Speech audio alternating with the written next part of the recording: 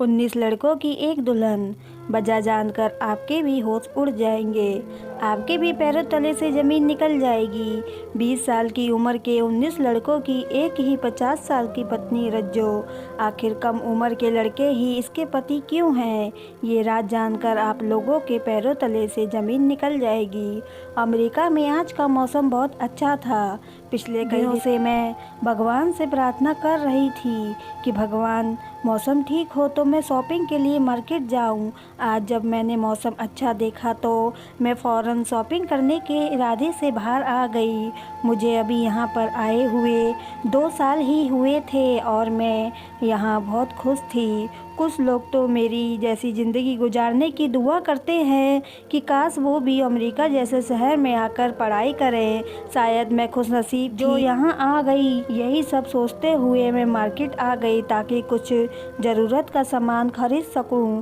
जब अचानक ही रास्ते में एक औरत से मेरी टक्कर हो गई और वो ज़मीन पर गिर गई। मैंने उसका हाथ पकड़कर उसे उठाया और उससे माफ़ी मांगी तो वो हंसते हुए कहने लगी कि कोई बात नहीं। मुझे वो देखने में 45 साल से भी ऊपर लग रही थी, इसलिए मुझे बहुत ज़्यादा अफसोस हुआ कि मेरी वजह से एक बूढ़ी औरत गिर गई। मैंने एक बार फिर से उनसे माफ़ी मांगी। इसके बाद मैंने उन्हें अपने बारे में बताया तो वो भी मुझे अपने बारे में बताते हुए कहने लगी, मेरा नाम रज्जो है, मैं हिंदुस्तान से हूँ। मैं ये सुनकर बहुत खुश हुई कि वह भी हिंदुस्तान से ही है। मैंने उनसे पूछा कि रज्जो आंटी आप किस शहर में रहती हैं? तो वो कहने लगी कि मैं सीतापुर से हूँ और यहाँ अपने पति के साथ घूमने के लिए आई हूँ। मैं भी सीतापुर से ही थी। अपने शहर का कोई प्रदेश में मिल जाए तो बहुत ज़्यादा खुशी होती है, इसलिए मुझे उनसे मिलकर बहुत खुशी हुई और मैंने उनसे ये बात कही, मैं यहाँ पास में ही रहती हूँ, कभी आप मुझसे मिलने आइएगा ज़रूर। वो औरत मुस्कुराकर आगे बढ़ गई और मैं भी मार्केट में चली गई। सामान खरीदकर टैक्सी में बैठे हुए मैंने फिर से रज्जो आंटी को देखा। वो अपने पति का हाथ पकड़कर सड़क पार कर रही थी। मुझे उनके पति को देखकर पता नहीं ऐसा क्यों लगा कि जैसे मैंने उसे कहीं देखा हो। फिर मैंने सोचा कि दोनों मेरे शहर के रहने वाले हैं, हो सकता है मैंने उन्हें कभी वहाँ पर देखा हो। कुछ दिनों बाद फिर से रज्जो आंटी से मुलाकात हो गई। इस बार मेरी दोस्त भी मेरे साथ में ही थी। जब हम वापस आने लगे तो मेरी दोस्त ने हल्के से मेरे कान में कहा, तुमने इस आंटी के पति को देखा है? मैंने उससे कहा नहीं। तो वो मुझसे कहने लगी, जब तुम देखोगी तो हैरान रह जाओगी, दांतों तले अपनी उंगली दबा लोगी। इस आंटी का पति एक 20 साल का हैंडसम सा लड़का है। ये सुनकर तो मैं वाकई हैरत में पड़ गई। हम अक्सर लोगों के मुंह से ये बात सुनते ही रहते हैं कि किसी लड़की ने बड़े उम्र के मर्द से शादी कर ली, लेकिन बहुत कम ऐसा सुनने को मिलता है कि एक जवान और हैंडसम लड़के ने बड़ी उम्र की औरत से शादी कर ली हो। मैंने सोचा ज़रूर आंटी बहुत पैसे वाली होंगी, तभी तो एक जवान और हैंडसम लड़के ने इनसे शादी कर ली। अक्सर जवान लड़के लालच में आकर ही ऐसा कर लेते हैं।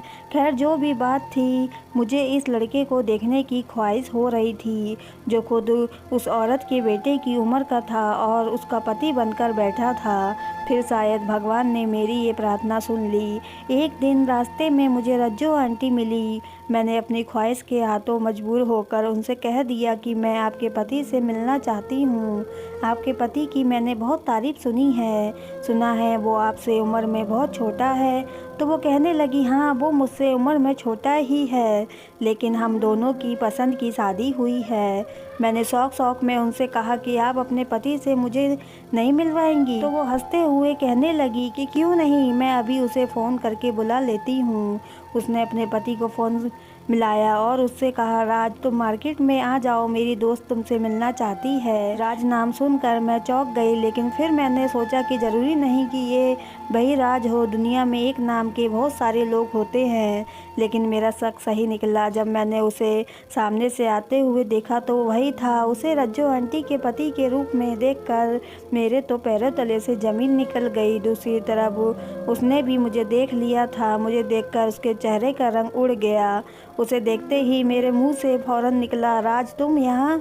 मेरा नाम शैली है और मैं इस शहर के मशहूर बिजनेसमैन की बेटी हूँ।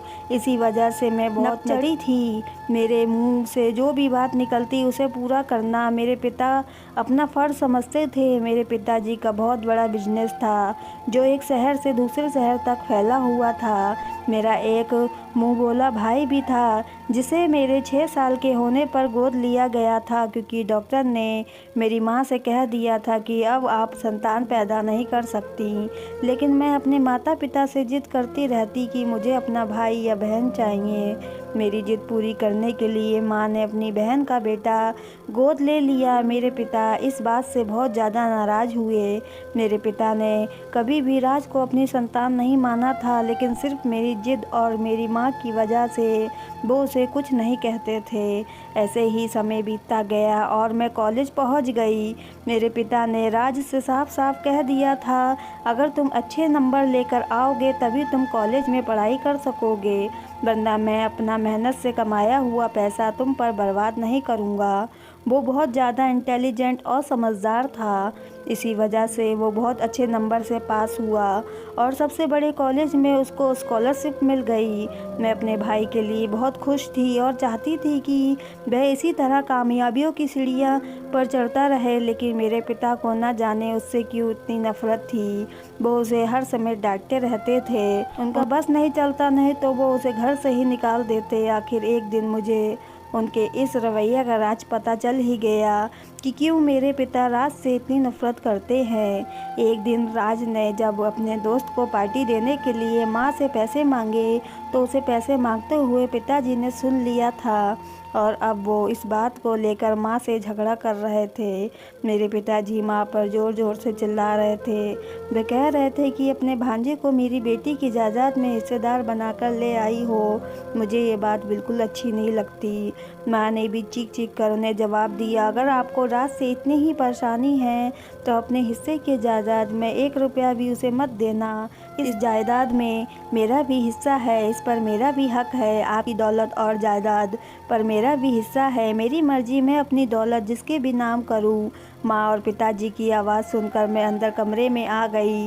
राज बेचारा एक तरफ मुंह लटकाए हुए खड़ा था और मेरे माता पिता झगड़ा कर रहे थे। इस समय उसकी उम्र 18 वर्ष थी। मुझे उन पर बहुत तरस आ रहा था।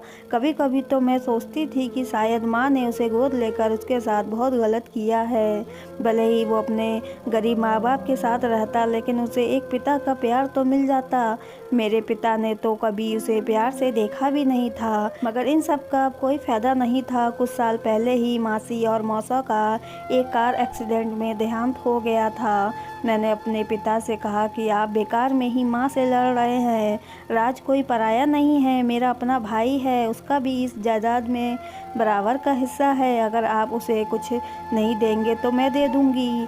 मेरे पिता ने गुस्से में हम सबको देखा और कहने लगे कि मेरे फैसले के खिलाफ तो तुम दोनों जाकर देखो। अगर आज इसी समय ये लड़का इस घर से नहीं निकला तो मैं अपनी जायदाद में से तुम दोनों को कुछ भी नहीं दूंगा, बल्कि तुम दोनों को अपनी जायदाद से बेदखल कर दूंगा। तुम लोग जब सड़क पर आ जाओगी तब तुम्हें पता चलेगा। मैं और माँ पिताजी की ये बातें सुनकर दंग रह गए। कोई किसी से इतनी नफरत कैसे कर सकता था? मैं भी तो उन्हीं का खून थी।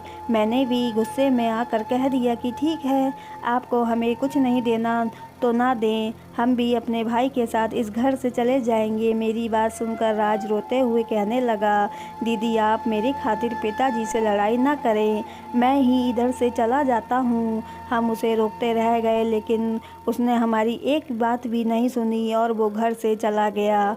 उसके जाने से पिताजी बहुत खुश हो गए। पता नहीं ये कैसी खुशी थी जो एक बेसहारा लड़की को घर से निकालकर उन्हें मिल रही थी, वरना बेसहारा लोगों के साथ जुल्म करने वालों को तो चैन से नींद भी नहीं आती, उनकी तो नींद ही उड़ जाती है।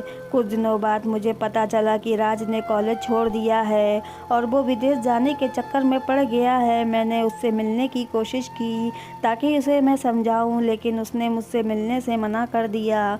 इन दिनों मेरे एग्ज़ाम चल रहे थे, इसलिए मैं एग्ज़ाम की तैयारियों में बिजी हो गई। कभी कभी उसके दोस्तों से उसकी खबर मिल जाती थी। अपनी पढ़ाई कंप्लीट होने के बाद मैं आगे पढ़ने के लिए विदेश चली गई और राज से मेरे सारे कांटेक्ट ख़त्म हो गए।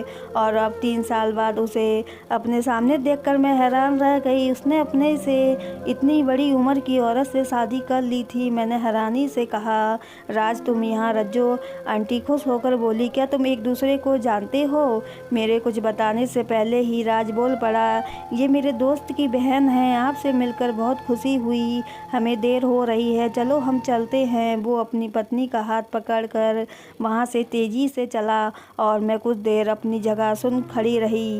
राज ने ये क्या किया था? अभी तो वो सिर्फ 20 साल का ही था और उसने 50 साल की औरत से शादी कर ली। क्यों? आखिर क्या वजह थी? देखने से वो रज्जो आंटी अमीर भी नहीं लगती थी, वरना मैं समझ सकती थी कि राज ने दौलत की वजह से उनसे शादी की होगी। लेकिन उसने तो मुझसे बात भी नहीं की थी और अपनी पत्नी को वहाँ से लेकर चला गया था। बात करना तो दूर की बात है, उसने तो ये भी नहीं बताया था कि मैं उसकी बहन हूँ।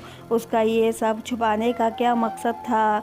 मैं ये सब सोचते हुए उसके पीछे जाने लगी ताकि मैं उनके घर का रास्ता देख सकूं कि वो कहाँ रहते हैं। उनका घर देखकर मैं वापस आ गई। सोचा कि फ्री होकर इससे बात करूंगी जब वो अकेला होगा। वो औरत कहीं से भी मेरे भाई के लायक नहीं थी। अगले दिन मैं उनके घर के सामने छुप कर खड़ी हो गई। 10 बजे के करीब वो दोनों बाहर निकलते दिखाई दिए। उनको देखते ही मैंने अपनी दोस्त को इशारा किया। वो भागकर रज्जो आंटी के गले लग गई और उनसे बातें करके उनका ध्यान देने लगी। तभी मैंने मौके का फ़ायदा उठाकर राज का हाथ पकड़कर उसे अपने साथ एक कॉफ़ी शॉप में ले गई। अंदर आते ही मैंने उसके मुंह पर थप्पड़ मारा और उससे पूछने लगी कि किसकी इजाज़त से तुमने इस बुरी औरत से शादी की है। वो मार खाकर कहने लगा, दीदी तुम मेरी फ़िक्र मत करो, मैं बहुत जल्दी इससे डिवोर्स ले लूँगा। लेकिन अभी मैं तुम्हें नहीं बता सकता कि मैंने इससे शादी क्यों की है। मैंने उससे पूछने की बहुत कोशिश की, लेकिन उसने मुझे कुछ भी नहीं बताया। मजबूर होकर मैंने उसे वहाँ से जाने दिया। बाद में जब मेरी दोस्त मुझे मिली तो वो मुझसे कहने लगी कि मैंने उस औरत से पूछने की बहुत कोशिश की कि उसने 20 साल के लड़के से शादी क्यों की, लेकिन उसने मुझे कुछ भी नहीं बताया। मैं सोचने लगी कि बहुत चालाक औरत है, बस राज इससे डिवोर्स ले ले, फिर इसका जो दिल चाहे वो करती रहे, बस मेरे भाई की ज़िंदगी ख़राब होने से बच जाए। मुझे लगता था कि उसने मेरे भाई को फंसाया होगा। 15 दिन के बाद जब मैंने राज को फ़ोन करके पूछा तो वो कहने लगा कि दीदी मैंने उस औरत से डिवोर्स ले लिया है। ये सुनकर मुझे बहुत खुशी हो रही थी और सोचने लगी कि चलो अच्छा है, मेरा भाई उस औरत से आज़ाद हो गया। इस समय मुझे अपने पिता पर बहुत गुस्सा आया।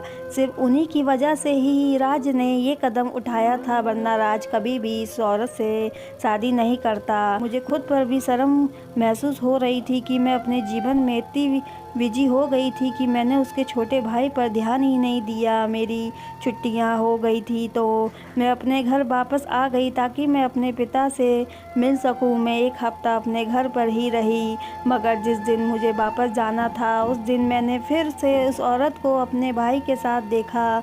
मुझे बहुत ज़्यादा हैरानी हुई और साथ में गुस्सा भी आया। मुझे गुस्सा इस बात पर आया कि मेरे भाई ने इस औरत की वजह से मुझसे झूठ बोला, और हैरानी मुझे इस बात की हुई कि वो कुछ दिन पहले तो अमेरिका में थे और अब यहाँ आ गए। मैं गुस्से में अपने भाई के पास गई तो वो मुझे देखकर घबरा गया। कहने लगा, दीदी ये मेरी पत्नी है और मैं इसे बहुत ज़्यादा प्यार करता हूँ, मैं इसे किसी भी हाल में नहीं छोड़ सकता। वो औरत ये सब सुनकर भी खामोश रही। मेरा भाई कहने लगा, हम आपकी वजह से यहाँ वापस आ गए हैं, बेहतर है अब वहाँ वापस चली जाए। फिर वो अपनी पत्नी को लेकर वहाँ से चला गया। मुझे बहुत हैरानी हो रही थी, ये सीधी सादी दिखने वाली रज्जो इतनी तेज होगी मैं सोच भी नहीं सकती थी। मुझे लग रहा था कि हो ना हो इसी ने मेरे भाई पर कोई काला जादू करवाया होगा। वरना एक समझदार और हैंडसम 20 साल का लड़का कैसे इस औरत से शादी कर सकता था। मैं कुछ दिनों के लिए यहीं रुक गई क्योंकि मुझे इस औरत से अपने भाई का पीछा छुड़वाना था। अगले ही दिन मैं अपने दोस्त के घर गई ताकि मैं उसके साथ किसी बाबा के पास जाऊं। हम दोनों एक बाबा के पास गए ताकि उनसे कोई समाधान निकलवाए। बाबा ने कहा जिन लोगों को अलग करवाना है उनकी तस्वीर चाहिए। मैंने अपने दोस्त से कहा कि चलो उन्हीं के घर चलते हैं, मैं उन दोनों को किसी बहाने से घर के बाहर बुलवा लूँगी और तुम उनकी फ़ोटो खींच लेना। वो कहने लगी कि चलो ठीक है। फिर हम दोनों अपने भाई के घर चले गए। मैंने ज़ोर ज़ोर से दरवाज़ा बजाया और तेज़ आवाज़ में उन दोनों को बाहर बुलाया। मेरी आवाज़ सुनकर वो दोनों बाहर आ गए। फिर मैंने अपने भाई से लड़ना शुरू कर दिया ताकि इतनी देर में मेरी दोस्त उन दोनों की फ़ोटो खींच ले। कुछ ही देर लड़कर मैं अपनी दोस्त के पास वापस आ गई। फिर मैंने अपने दोस्त से पूछा कि तुमने उसकी फ़ोटो खींच ली। मेरी दोस्त जैसे अपने ख्यालों में ही गुम थी। मैंने उसको पकड़ कर हिलाया तो वो होश में आई। मैंने फिर उससे पूछा कि तुमने फ़ोटो खींच ली, तो वो कहने लगी नहीं, मैंने फ़ोटो नहीं खींची। मुझे उस पर गुस्सा आया और मैं कहने लगी कि तुमने फ़ोटो क्यों नहीं खींची। तब वह मुझसे कहने लगी कि ये कोई जादू वादू का चक्कर नहीं है, ये जो रज्जो है इसका काम यही है कि 20 साल के लड़कों से शादी करती है। शायद तुम नहीं जानती हो कि इसने अब तक कितने लड़कों से शादी की है। अब उसने तुम्हारे भाई से शादी कर ली है। अपने दोस्त के मुंह से ये सब बात सुनकर मेरी आंखें खुली की खुली रह गईं।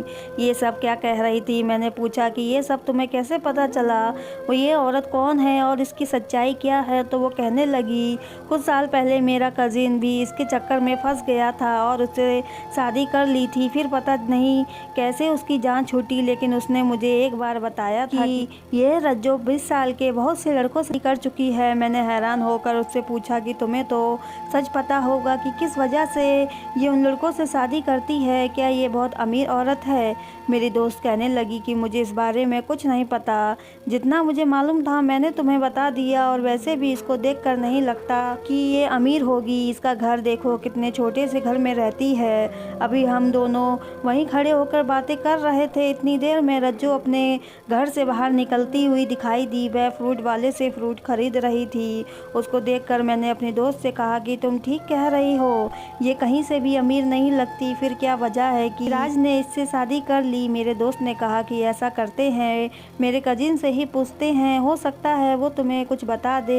ये आइडिया अच्छा था। मैंने दोस्त से कहा कि अपने कजिन को फ़ोन करके पता करो कि वो कहाँ पर हैं। आज की सारी रात मेरी जाग कर ही गुजरी थी। मुझे समझ नहीं आ रहा था कि वे 50 साल की रज्जो मेरे भाई के साथ क्या खेल खेल रही थी।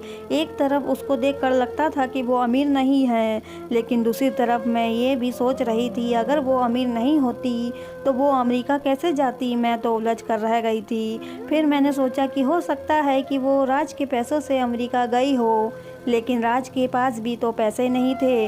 अगर उसके पास पैसे होते तो वो अपनी पढ़ाई कंप्लीट करता। अजीब परेशानी थी। मैं बहुत हैरान हो रही थी, खुद ही सवाल करती और खुद ही उन सवालों का जवाब दे रही थी।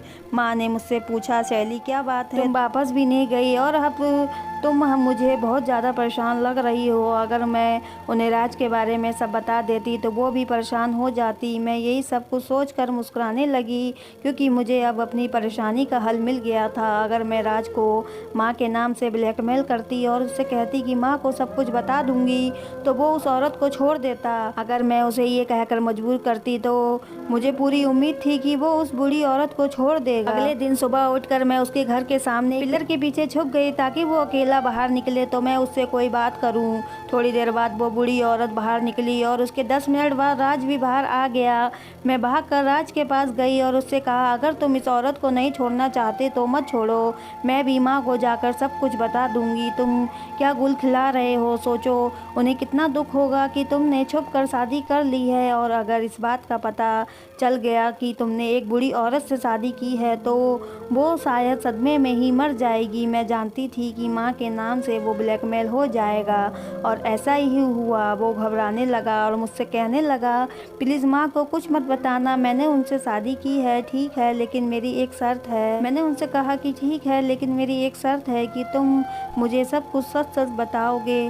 फिर तुमने इस औरत से शादी क्यों की है, वो मेरा हाथ पकड़कर कहने लगा कि दीदी मैं तुम्हें सब कुछ बता दूंगा, लेकिन मुझे थोड़ा सा समय चाहिए। तुम्हारे सारे सवालों का जवाब देने के लिए तैयार हूँ, लेकिन अभी मुझे उसके पीछे जाना होगा। वो मुझे तसल्ली देकर वहाँ से चला गया। उसके बाद मैंने अपनी दोस्त को फ़ोन करके पूछा कि उसकी कजिन से बात हुई, तो वो कहने लगी हाँ मैंने अपने कजिन को घर बुलाया है, तुम भी यहीं पर आ जाओ और फिर उससे बात कर लेना।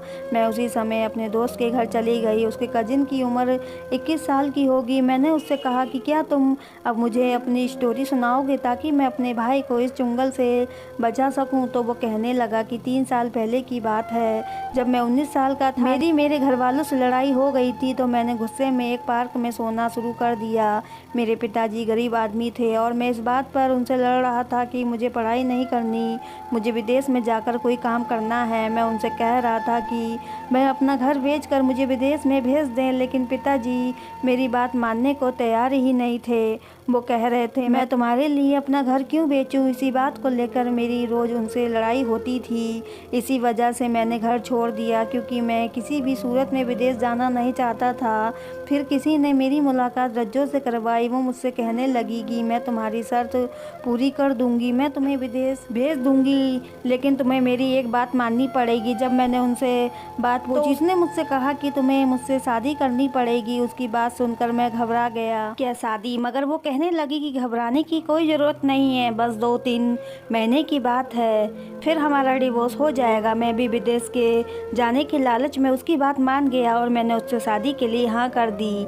शादी के बाद ही वो मुझे विदेश लेकर चली गई, तो मुझे उसकी बात पर यकीन आ गया। वो मुझसे कहने लगी कि अब तुम्हें यहीं रहना है, मगर इससे पहले तुम मेरे साथ एक बार हिंदुस्तान चलो, क्योंकि हमारी शादी वहीं हुई थी, तो हमारा डिवोर्स भी वहीं पर होगा। मुझे डिवोर्स देकर तुम अकेले वापस आ जाना। मैं उसकी बातों में आकर वहाँ से वापस आ गया। इस बात का मेरे घर वालों को भी पता चल गया था कि मैंने शादी कर ली है, लेकिन मैंने उन सबको समझा दिया कि मैं बहुत जल्दी डिवोर्स ले लूँगा। जिस दिन हमें कोर्ट में जाकर डिवोर्स का केस फाइल करना था, उस दिन अचानक से मैंने उसको किसी से बातें करते हुए सुना।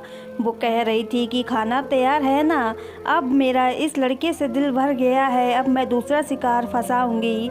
मैं 1 घंटे बाद इसे अपने साथ लेकर आऊंगी। तुम पीछे से उसके सिर पर वार करके उसे बेहोश कर देना, फिर उसे तहखाने में हमेशा हमेशा के लिए बंद कर देना।